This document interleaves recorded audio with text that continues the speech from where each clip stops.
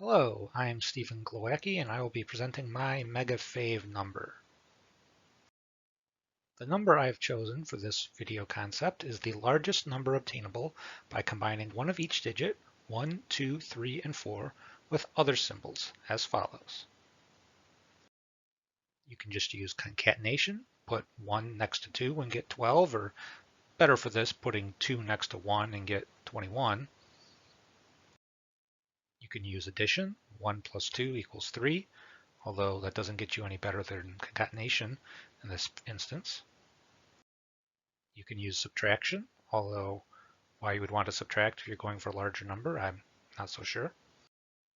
You can use multiplication, although with 1 and 2, obviously you would just add them or concatenate them, but generally multiplication will lead to larger numbers than addition. You can also use division, although it's much like subtraction. Right now, I'm not sure why you would want to use it. You can use exponentiation, which probably is in general, much better way of doing things.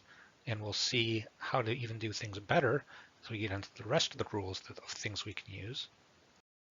We can use a decimal point in front of the number, which you might think doesn't really help, but wait till you see the next one you can use. You can use a negative sign. Wait, does that actually make things bigger? And how does that combine with a decimal point?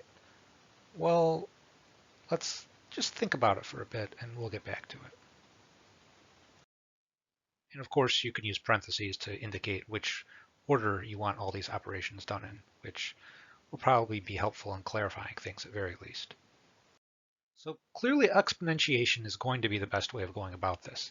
And once you start using exponentiation, the rules of the decimal point and the negative sign allow you to get actually bigger numbers than you could without those two rules.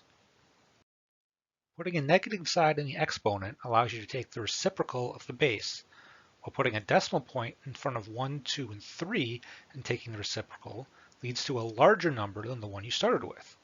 For instance, if you take 1, you put a decimal point in front of it, and you have a negative exponent, you'll end up with 10. With 2, you'll end up with 5.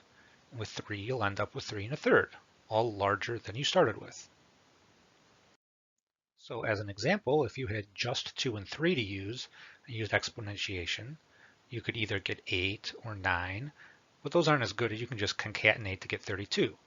But if you use a negative and a decimal point, you can put 0.2 to the negative 3 power, which is the same as a reciprocal of 0.2 to the 3 power, which is 5, the third power, which is 125, which is significantly larger. Now, with this trick in mind, how do we get to the largest possible number? Well, generally, you want the largest number on the top of the exponent. It doesn't really matter as much what the bases are. You want really large exponents. For instance, if you take 10 squared, you only get 100. But if you take 2 to the 10th, you get 1024.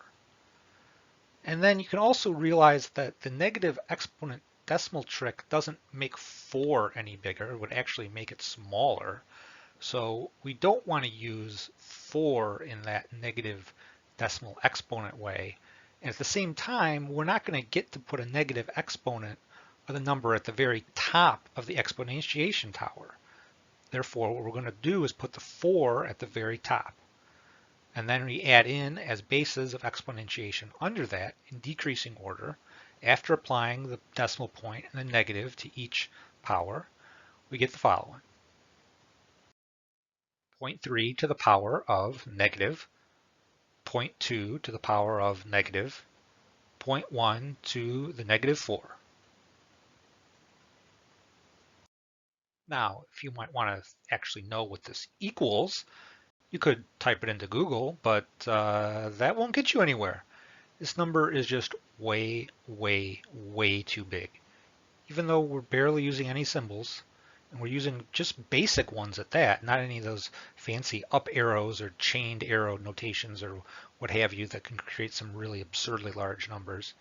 This one isn't that absurdly large, but it's still pretty big given the restrictions that we're putting on how to form it.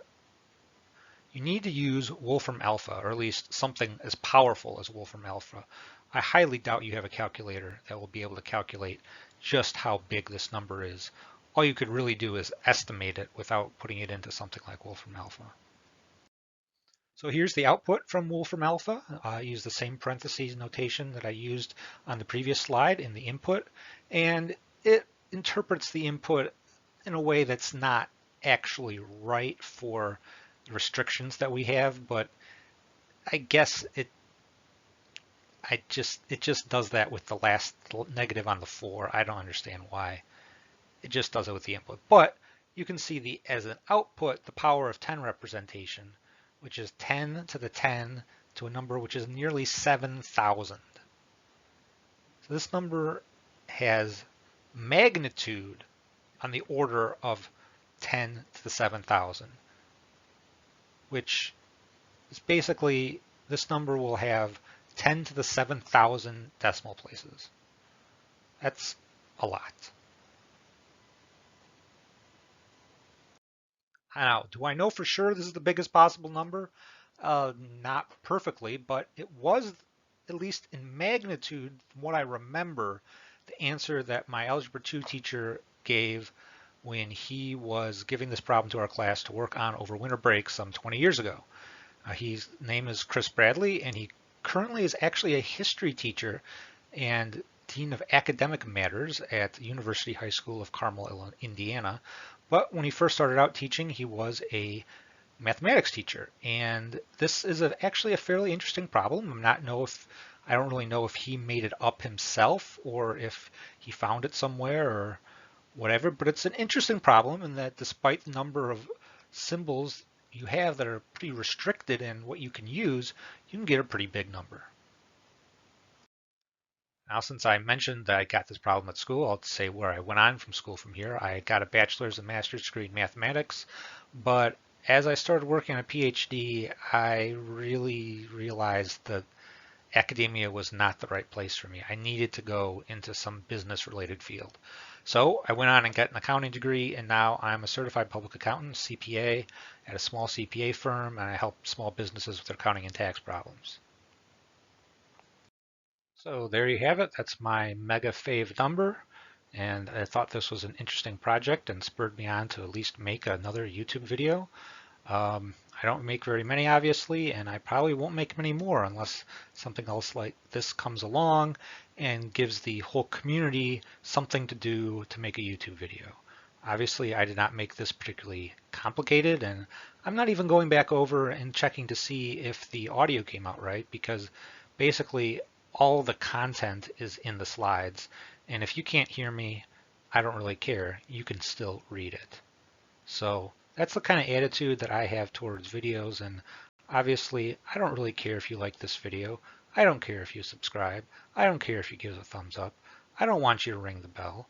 You're never going to get another video from me anyways. But I hope you enjoyed this particular video. Thank you.